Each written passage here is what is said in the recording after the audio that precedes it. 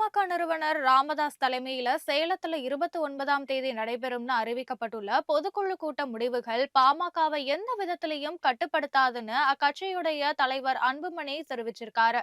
பாமக சார்பில் புத்தாண்டு மாநில சிறப்பு செயற்குழு கூட்டம், மாநில சிறப்பு பொதுக்குழு கூட்டம் சேலத்துல டிசம்பர் 29ஆம் தேதி நடைபெறும்னு, அதுல நிர்வாகிகள் அனைவரும் கலந்து கொள்ளணும்னு பாமக நிறுவனர் ராமதாஸ் அழைப்பு விடுத்திருக்காரு. இந்த நிலையில சேலத்துல நடைபெற இருக்கும் கூட்டம் பாமக பொதுக்குழு அல்ல அப்படின்னு அன்புமணி சொல்லியிருக்காரு.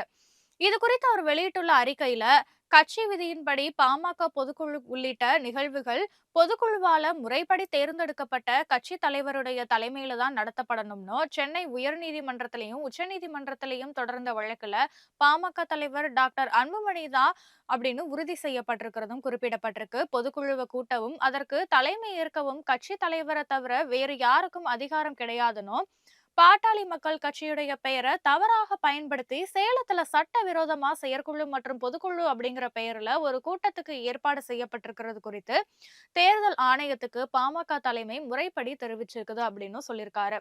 ஏற்கனவே சேலத்துல 29ஆம் தேதி நடைபெற உள்ள கூட்டம் பாமக பொதுக்குழு கூட்டம் கிடையாதுன்னு, அதுல எடுக்கப்படுற முடிவுகள் பாட்டாளி மக்கள் கட்சியை எந்த விதத்திலையும் காயப்படுத்தாதுன்னு அன்புமணி தெரிவிச்சிருக்காரு.